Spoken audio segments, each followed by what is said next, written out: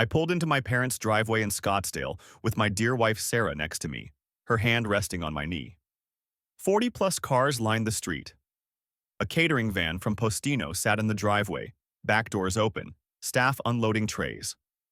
Through the living room window, I could see new patio furniture, teak wood set with navy cushions and a matching umbrella. A photographer was unpacking equipment by the side gate. I did the math automatically. Catering for 40 people at $30 per plate minimum, $200. Patio set, $500 easy. Photographer, $500 starting rate. Open bar. I could see being set up in the backyard, another $600. Total, at least $3,800. Last Tuesday, I'd wired my parents $3,400 for what Dad called an urgent property tax situation.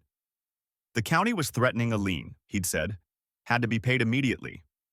I pulled out my phone and texted Dad. Party looks expensive. Property tax was urgent, remember? Sent. No response. You ready? Sarah asked. No, but let's go. We walked up the driveway. The front door opened before we reached it. Chase stood there, champagne flute already half empty, wearing a linen shirt that probably cost $120. He was 28 today, still living in Mom and Dad's basement. Marcus, didn't think you'd show. Corporate slave got time off? Happy birthday, Chase. Did you bring the Sony 85mm lens? The one I texted you about? I said no. He turned to his friend standing behind him. See, I told you. Mr. Six Figures can't spare $1,800 for family. Before I could respond, Mom appeared, wiping her hands on an apron. Marcus, Sarah, finally. Not a hug, not a smile. The turkey is almost ready, but the gravy needs attention. You're so good at fixing things like that. Not. Thank you for coming. Not. So glad you're here, but you're useful. Where should we put the gift? I asked, holding up the card I'd brought. Oh, just anywhere. Kitchen counter, maybe. I really need you to check the oven thermometer. I think it's reading wrong. Sarah squeezed my hand. She felt it too. The role. The function. The expectation that I'd arrived not as a guest but as unpaid staff. I'll check it in a minute, I said. Let me say hi to people first. I walked past her toward the backyard instead. The party was in full swing. String lights hung overhead. The new patio furniture formed a seating area around a fire pit I didn't remember them having. A bartender in a black vest was mixing drinks at a portable bar setup. The photographer was shooting candids of Chase with his friends. I stood at the edge and inventoried everything. Buffet table, Italian catering, prosciutto-wrapped figs, caprese skewers, pasta stations. $30 per plate was conservative, probably $35. Times 40 guests, $400. Patio furniture, I recognized the brand from a client project. That set retailed for $1,800 minimum. Bar, top shelf liquor. Grey Goose, Hendrix, Patron. Plus the hired bartender, $700 easy. Photographer. I saw a contract sitting on the bar table next to a stack of napkins. I stepped closer. Invoice. Professional photography services. Amount, $650. Paid by Dennis Reed. Payment method, credit card ending in 4782. I knew that card. I was an authorized user on it. I'd been paying the monthly bills for 3 years. My jaw tightened. Across the patio, Dad stood with Aunt Carol and Uncle Bob, his arm around Chase's shoulders. He was animated, gesturing, laughing. Chase basked in it, grinning. Dennis, Chase's photography portfolio is incredible, Aunt Carol was saying. I saw it on Instagram. Such an eye for composition, Dad beamed. We're blessed. Not every parent gets an artist for a son. And Marcus? She asked. How's his computer thing? Dad glanced my direction, noticed me standing there. Oh, he's fine. Makes good money. Stable job. Does the tech stuff for Adobe. No warmth in his voice. No pride. Just acknowledgement that I existed and performed a function. I thought about my 30th birthday 3 years ago. Olive Garden. We'd split the check 3 ways. I'd paid $47 for my portion. Chase's 25th birthday that same year. Rented event space at a vineyard. DJ, 80 guests, open bar. I'd found out 6 months later that I'd funded it. Dad had called in February claiming they needed $4,200 for emergency roof repairs. The roof was fine. The party had happened in March. Uncle Mark broke away from the group and walked over to me. Marcus, been a while. How's Adobe treating you? Good, senior engineer now. His eyebrows went up. Senior? That's fantastic. Congratulations. He paused. Your dad mentioned that? Not that I've heard. Huh. Uncle Mark looked back at Dad, who was still talking about Chase. He spent 20 minutes telling me about Chase's Instagram following. 10,000 followers, apparently. We both looked at Chase. He was taking selfies with the birthday cake, phone held high, face tilted at the practiced angle of someone who'd done this 1,000 times. Chase noticed me watching and walked over, drink in hand. So, real talk, Marcus. I need that lens for a client shoot Monday. You have a client? Potential client. Music venue downtown wants promo shots, but I need the 85mm to look professional. Are they paying you? It's spec work, for my portfolio. But if they like it, they'll hire me for the full campaign. So no, they're not paying you. His face tightened. God, you're such a corporate robot. Not everything is about money, Marcus. Some of us care about art, about creating something meaningful. Some of us pay rent, I said. Sarah appeared at my elbow. Dinner's being served, she said quickly, diffusing it. Everyone moved to the long table set up in the backyard. Marcus and Sarah were seated at the far end, farthest from the head table. Chase sat at the center with Mom and Dad flanking him like royalty. Dad stood and tapped his champagne glass with a knife. The sound cut through the conversation. Everyone quieted. Everyone! Thank you so much for coming to celebrate my son Chase's 28th birthday. Applause. Hoots from Chase's friends. 28 years ago, Linda and I were blessed with a child who sees the world differently. Chase doesn't chase money or status. He chases beauty, art, meaning. Things that matter beyond a paycheck. More applause. I kept my face neutral.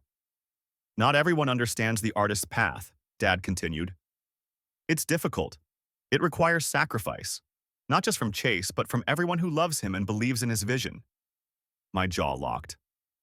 Linda and I are proud to support his journey no matter what it costs, because some things are more important than money. I did the math in my head automatically. Gallery failure, $100,000 second mortgage they'd taken out in 2021. Monthly mortgage support, $500 for 36 months on $54,000. Car payments for Chase's Jeep, $380 monthly for 36 months, or $13,680. Emergency requests, conservative estimate $26,000 over 5 years. Total investment in Chase, $193,680. Total investment in me, $1,500 for textbooks freshman year, which I'd repaid in 2014. Uncle Bob, 3 drinks deep, shouted from the middle table, "What about Marcus? He's here too. Say something about your other son." Awkward silence rippled through the guests. Dad's smile tightened. "Marcus, come on up here. Say a few words about your brother." Trap. I knew it immediately.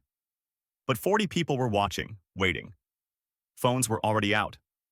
I stood. Walked to the front of the head table. "Happy birthday, Chase. Hope 28 is good to you." I turned to walk back. Dad's hand clamped onto my shoulder. Stopped me. Hang on. While you're up here."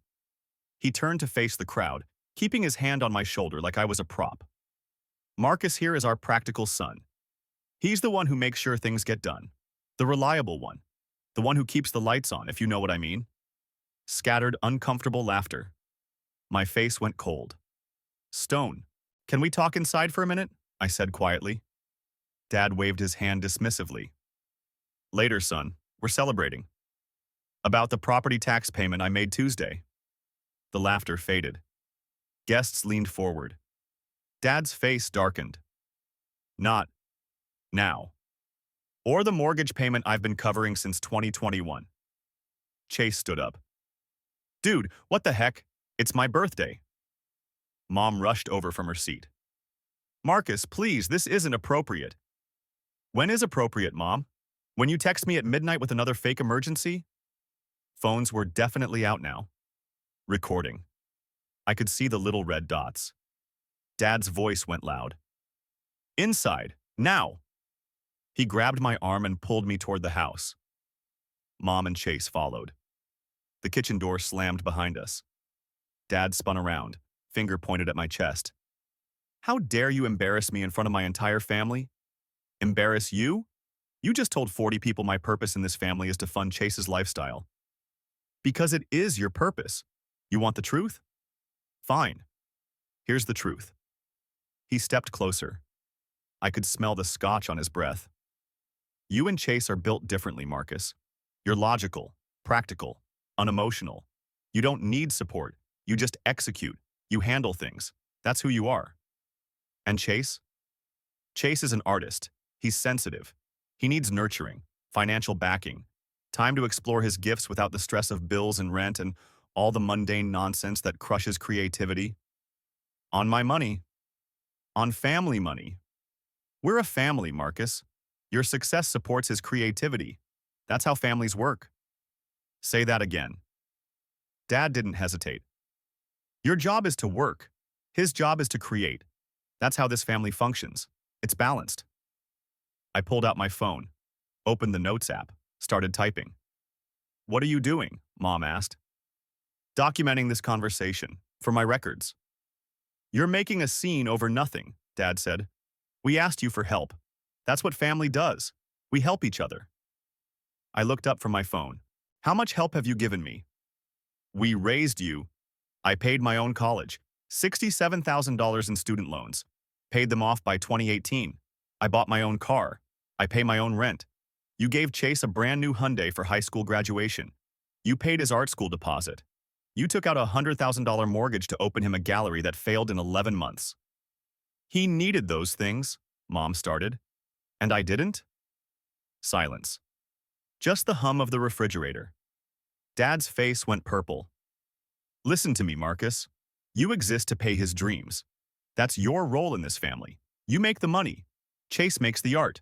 We facilitate both. That's the system. The words hung in the air. You exist to pay his dreams. And if I don't like the system? I asked. Dad pointed to the door. Then there's the door. Leave. Mom gasped. Dennis. No. Dad's voice was steel. If he wants to play martyr, if he wants to hold his success over us like we're charity cases, he can get out. Chase crossed his arms. Honestly? Yeah. If you're going to throw money in our faces every time we ask for help, just go. I looked at all three of them. Mom with tears starting. Dad with his arm pointing at the exit. Chase with his smirk. This was the moment. The hinge point. The decision I'd been building toward for 5 years without realizing it. I pulled out my phone again, opened my banking app, started tapping. What are you doing? Mom's voice went shrill. Accepting your terms. Tap, tap, tap. Scheduled transfer for mortgage assistance, $1,500 per month. Canceled. Dad's eyes went wide. You're bluffing. I turned the screen to show him. Confirmation message. Transfer canceled. Canceled 10 seconds ago. Tap, tap, tap. Car payment for Chase's Jeep Wrangler. Due December 1st. 13 days from now. $380. You're on your own. What on earth, Marcus? Chase started. Tap, tap, tap.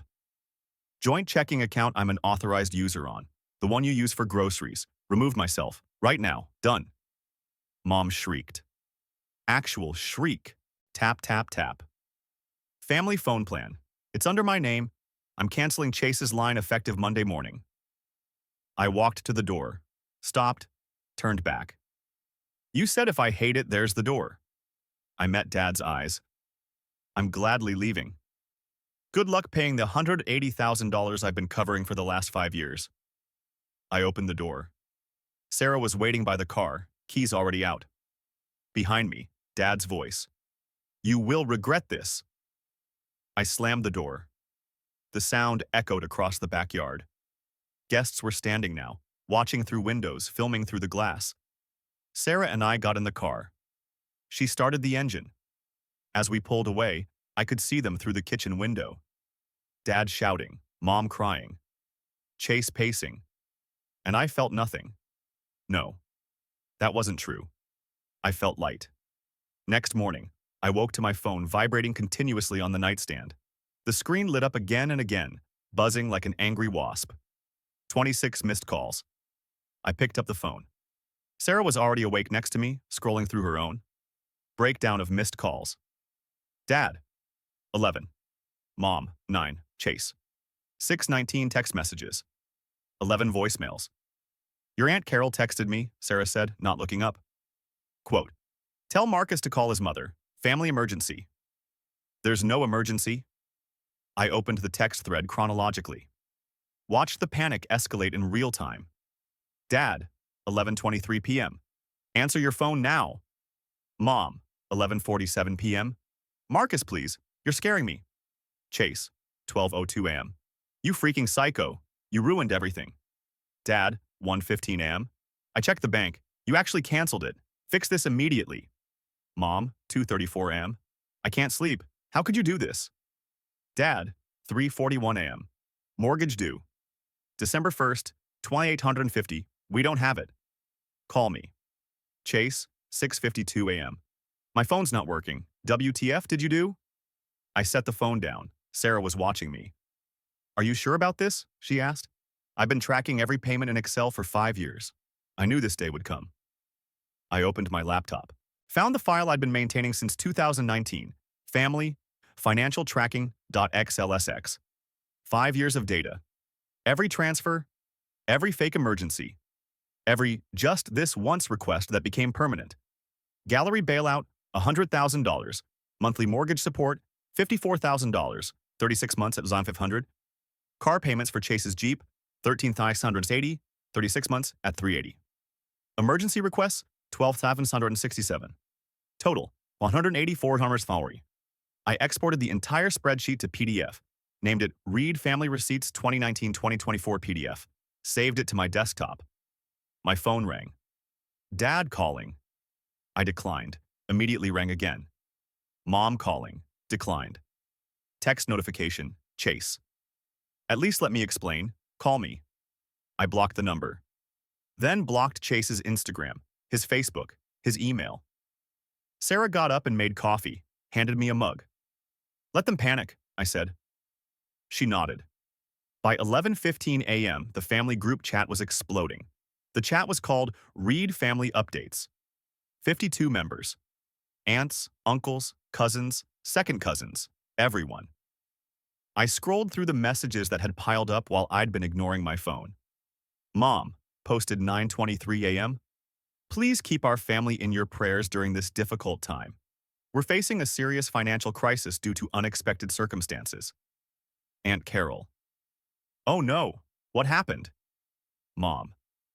I'd rather not discuss publicly, but we may lose our home. 10 comments in rapid succession.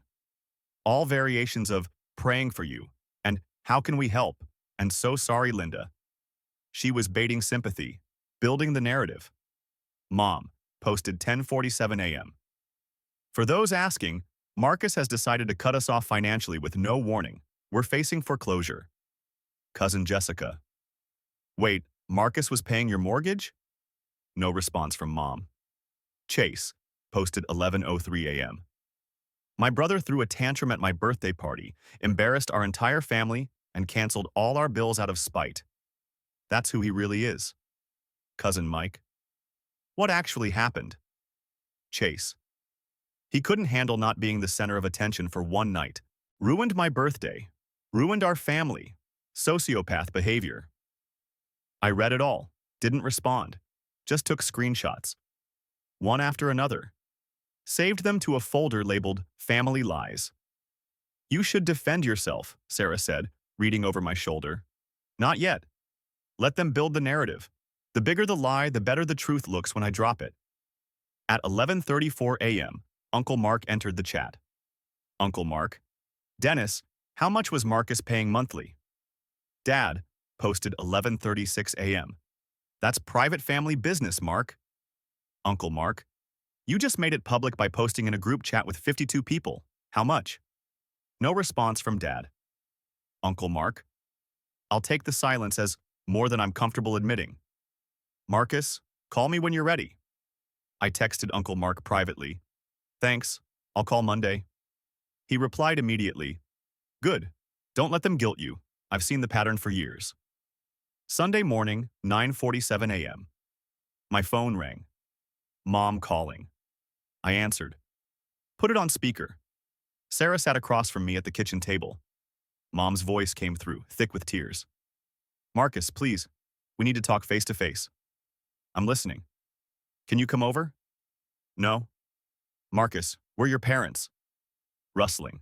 Muffled voices. The phone changed hands. Dad's voice controlled. Calm. The negotiation tone he used with difficult customers at his store. Son, let's talk like adults. Go ahead. You made your point Friday. We hear you. You feel underappreciated. I understand that. Do you? Yes. And we're willing to make changes. More appreciation. More acknowledgement. We can do better. In exchange for? We'd like you to reconsider the mortgage assistance. We can restructure it as a loan if that makes you more comfortable. Official paperwork, signed documents, legal and binding. Interest rate? Pause. Well, we're family, Marcus. Maybe 0% would be appropriate. So not a loan. A gift you're rebranding to make me feel better about it. His voice tightened. Why are you being difficult? I felt something go cold inside me, sharp and clear. Dad, do you remember what you said to me Friday night? I said a lot of things. You told me I exist to pay his dreams. Do you remember saying that? Silence. 5 seconds. 10.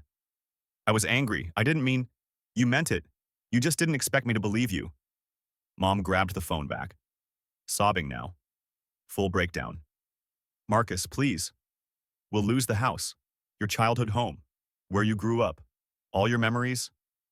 You'll lose the house you took a second mortgage on to fund Chase's failed gallery. Not my house. Yours. How can you be so cruel? I gave you 184,147 over 5 years, Mom. I was never cruel. I was a bank. And banks close accounts when customers stop paying them back. I hung up. Sarah reached across the table and took my hand. You okay? I'm free. Sunday afternoon, 3:42 p.m. Sarah was on her phone, scrolling. She stopped. Looked up at me. You need to see this. She turned her screen around.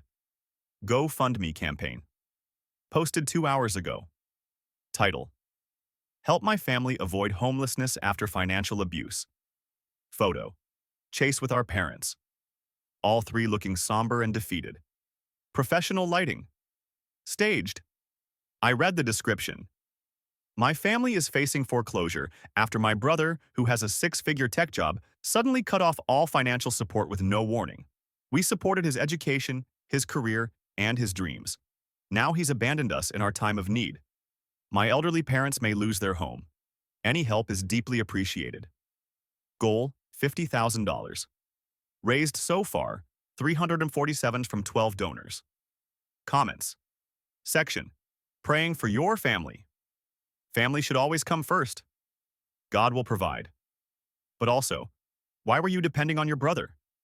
3 upvotes. Get a job, maybe? 7 upvotes. This sounds like there's more to the story. 11 upvotes. I read it twice. Financial abuse. Abandoned us. Supported my education. Are you going to respond? Sarah asked. Yes. Publicly. I opened my laptop. Went to the GoFundMe page. Logged in. Clicked the comment button. Typed, Marcus Reed here. The 6-figure tech job brother mentioned above. Here are the facts. 1. I paid my own college tuition, $67,000 in student loans. Repaid in full by 2018. 2. I have given my parents 184,147 over the last 5 years. I have receipts for every transaction. 3. That $50,000 you're asking strangers to donate? I already gave my parents $100,000 for a gallery that closed in 11 months due to mismanagement. 4. At my brother's 28th birthday party, my father told me, quote, "You exist to pay his dreams." 5. I am not abandoning anyone. I am simply stopping voluntary donations. Chase, get a job. You're 28 years old. Posted. I refreshed the page. My comment appeared at the top. Within 10 minutes. 47 upvotes on my comment. 89 new comments on the campaign, most asking Chase to explain. Multiple people demanding receipts from Chase to prove his story. At 4:03 p.m., the entire GoFundMe campaign was deleted. Gone. Like it never existed. But I had screenshots. Monday morning, 8:15 a.m. I was making breakfast when my phone rang. Uncle Mark. I answered. I talked to your dad for 2 hours yesterday, Uncle Mark said without preamble. And? He's drowning, Mark. Second mortgage balance is still $98,000. Monthly payment on that loan alone is $1,450. Combined with the original mortgage, they're paying $2,050 every month on a fixed income of $3,400. I know, I've been covering the difference. For how long? 3 years of consistent monthly payments. Before that, sporadic emergency requests. Total over 5 years, $180,447. Uncle Mark whistled. Long and low. Jesus Christ, and they're mad at you? Apparently. Your dad asked me to lend them money yesterday. Straight up asked for $5,000 to get through the next 2 months. What did you say? I said no. Told him to sell the house and downsize to something they can actually afford. Pause. You did the right thing, kid. The hardest thing you'll ever do. But the right thing. My throat tightened. Doesn't feel right. Because you love them. But love doesn't mean being their ATM forever. Love doesn't mean sacrificing your future for their bad decisions. I didn't respond. Couldn't. Call me if you need anything, Uncle Mark said. I mean it. Thanks. He hung up. Sarah came into the kitchen, put her arms around me from behind. You okay? I looked at my phone. No new missed calls? No new texts? The siege had stopped. Yeah, I said. I think I am. Back at work. I set my phone on Do Not Disturb, but the notification badges kept climbing. 47 unread messages, 12 missed calls. Email from Dad at 7:42 a.m. Subject line. Urgent. Bank situation. Marcus, the bank called. Mortgage payment due tomorrow, 11/22, $2,850. Without it, we get 30-day foreclosure notice. Please reconsider. I archived it. Didn't respond. Tuesday morning, mortgage due date. Text from Mom at 9:15 a.m. The payment bounced. They're charging a $75 late fee. Please, Marcus. I typed 3 different responses. Deleted all 3. Finally sent, Mom, I'm not paying. Figure it out. 3 hours later, text from Dad. We withdrew from savings. Payment made this month. But we can't sustain this. Then sell the house, I replied. You'd let us be homeless? You'd have sale proceeds. Buy something smaller. You won't be homeless. No response after that. Wednesday afternoon, email from Progressive Insurance. Auto policy for Jeep Wrangler, VIN 1J4RW58N27C58942. Payment past due. Policy will cancel 12/1 without payment. Chase's car. I'd been paying his insurance for 3 years, $127 monthly. Another expense I'd forgotten I was covering. I forwarded the email to Dad with one line. FYI, Chase's car insurance cancels in 8 days. Not my problem. Thursday was Thanksgiving. Sarah's family invited us to their house in Tempe. Her parents, 2 sisters, brother-in-law, 3 nephews. It was normal, warm, functional. People passed dishes and laughed and nobody asked anyone for money. Sarah's mom asked me halfway through dinner, "How's your family, Marcus?" "We're not speaking right now." Her face fell. "Oh no, what happened?" "I stopped funding my brother's life. They didn't take it well." Sarah's dad looked up from carving the turkey. "Good for you, son. Boundaries are healthy. Family doesn't mean being a doormat." I realized I'd never heard that before. The idea that saying no to family was allowed, expected even. Friday morning, text from Chase. New number. My phone got shut off. Did you actually cancel my line? Yes. How am I supposed to do work? Pay for your own phone. I can't afford it. Get a job. Piss off. Blocked the new number. Monday, November 28th. Call from cousin Jessica at lunch. I almost didn't answer. Hey Marcus, I wanted to apologize. 4. Believing your mom's story without asking for yours. I saw your GoFundMe comment. Is that all true? $180,000? Yes, I have receipts if you want to see them. Jesus, I had no idea. Long pause. Your dad called me yesterday, asked if I could lend them $5,000, quote, just until Chase gets on his feet. What did you say? I said no. I have 3 kids and a mortgage, but he made me feel guilty about it, like I was abandoning family. That's his specialty. He's calling everyone Marcus, Aunt Carol, Uncle Bob, even my mom. He's going down the entire family tree asking for money. The family was fracturing. I could feel it through the phone. Tuesday, email from Aunt Carol. Marcus, I'm disappointed in you. Your parents are suffering and you're being vindictive. This is not how family acts. I read it twice, didn't respond. 10 minutes later, Uncle Mark replied all.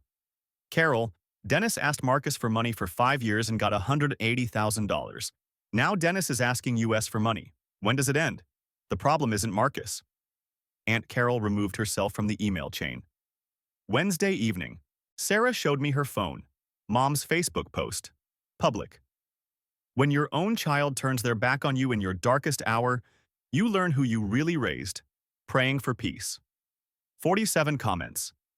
Mix of support, confusion, and people asking what actually happened. Should I respond? I asked Sarah. Do you want to? I want this over. Then let it pass. People who matter know the truth. Thursday afternoon, text from Chase. Another new number. Dad sold his truck today. His 2019 F-150. Got $18K for it. He's driving a 2004 Camry now. Happy? Did he sell it to make the mortgage payment? Yes, because you won't help. He could sell the house instead. And live where? Apartment, condo, anywhere cheaper, like normal people do when they can't afford their current place. You're a heartless piece of crap. You're 28 with no job. Blocked the 3rd number. Friday, December 9th, 2:47 p.m. I was in a code review meeting when my phone buzzed. Email from Experian. Alert.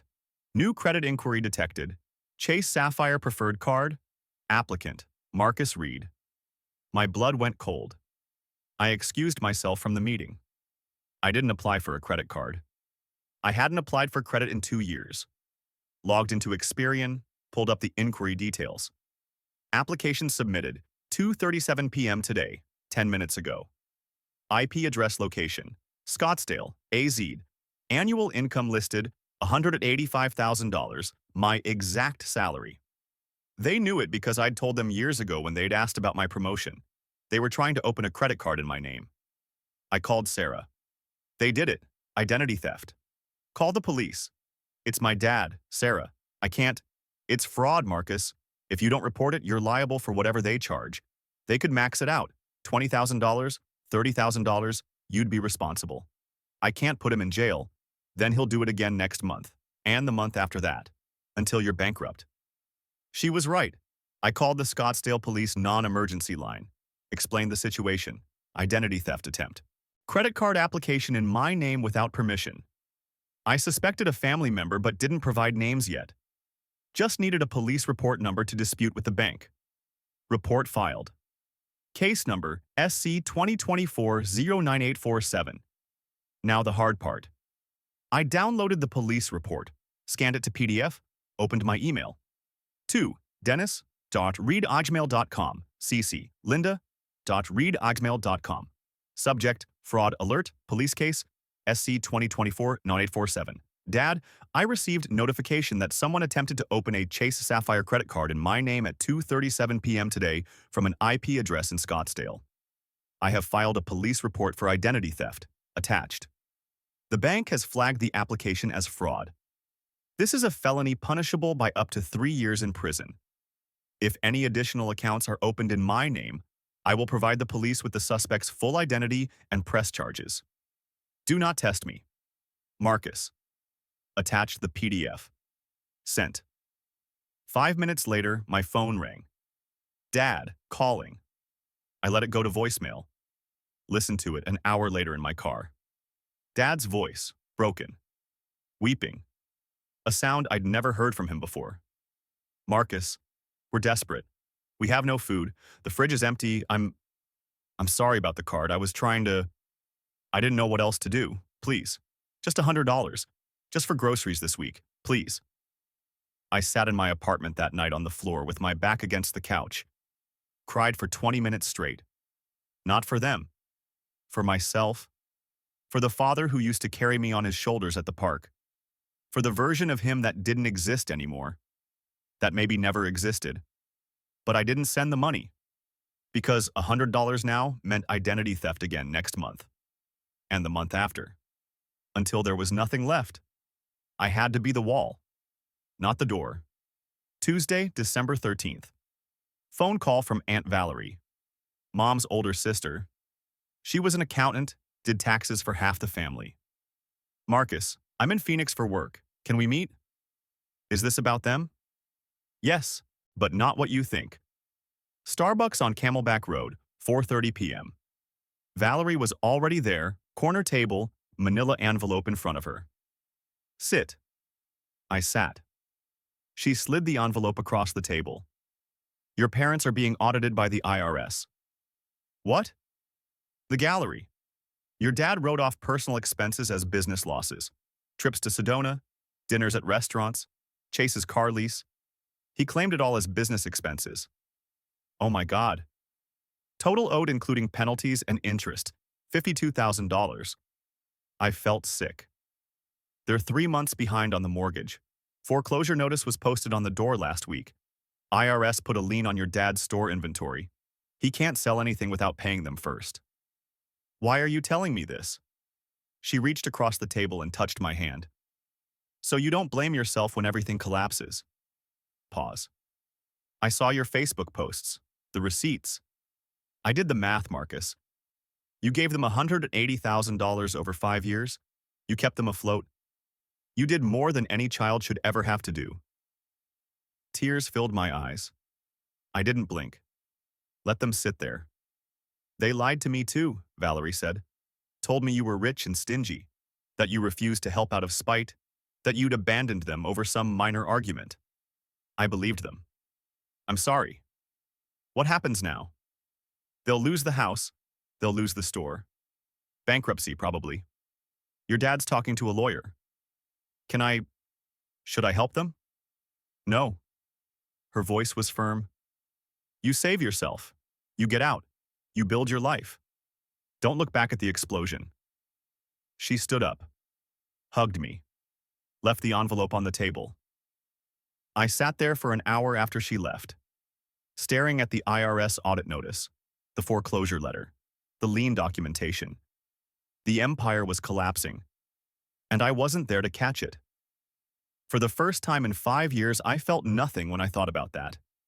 Just relief. 6 months later, I sat at the closing table with a pen in my hand. The realtor slid the final document across. And with this signature, you're officially a homeowner. Congratulations, Marcus. I signed. Sarah squeezed my hand under the table. 3-bedroom craftsman in Tempe, $445,000. 20% down payment. $89,000 I'd saved over the last 18 months. Zero help from anyone. We walked out to the front porch. The house had good bones, original hardwood floors, built-in bookshelves, a backyard with a lemon tree. How does it feel? Sarah asked. Different. Good different. Half a year since the birthday party. 6 months since you exist to pay his dreams. 30 weeks since I'd walked out of that kitchen and never looked back. I hadn't spoken to my parents since the identity theft email in December. Zero contact, no calls, no texts, no attempts from either side. But I knew where they were, small-town dynamics. News travels through family channels whether you want it to or not. Uncle Mark kept me updated, though I never asked. The house sold in February, $380,000. After paying off both mortgages, the IRS debt, and lawyer fees, they cleared $47,000. They moved to a 1-bedroom apartment near downtown Scottsdale, $200 a month. Dad got a job at Home Depot in the garden department. Mom worked part-time at TJ Maxx, folding clothes and running register. Chase got a job at the Apple Store in January after Dad gave him an ultimatum: work or get out. He was still there. Uncle Mark said he hated it but showed up. $17 an hour. He lived with 2 roommates in Tempe, split rent 3 ways. $600 a month. His Instagram hadn't been updated in 3 months. Me? Promoted to staff engineer at Adobe in March. $10,000 salary. Bought a house. Sarah moved in last week. Engagement ring hidden in my closet behind the winter coats. Planning to propose next month at Sedona. Everyone survived. Without my money. Month later. I was at Safeway in Scottsdale, picking up groceries before heading to Sarah's parents' house for dinner. Cereal aisle. I reached for a box of Cheerios, turned the corner into the soup aisle. Froze. Mom and Dad. 15 feet away. Standing in front of the canned soup section. Dad held a store-brand can of tomato soup, squinting at the price tag. Mom had a coupon booklet open, flipping through pages. They looked smaller. Older. Dad's shoulders hunched in a way I didn't remember. Mom's hair had more gray. I had 3 seconds to decide. Walk away. Say something. Pretend I didn't see them. Before I could move, Dad looked up. Saw me. Time stopped. 5 seconds of eye contact that felt like an hour. His face cycled through expressions too fast to read. Shame, regret, anger, all 3. Mom noticed him staring, followed his gaze. Her hand went to her mouth. 10 seconds. No one moved.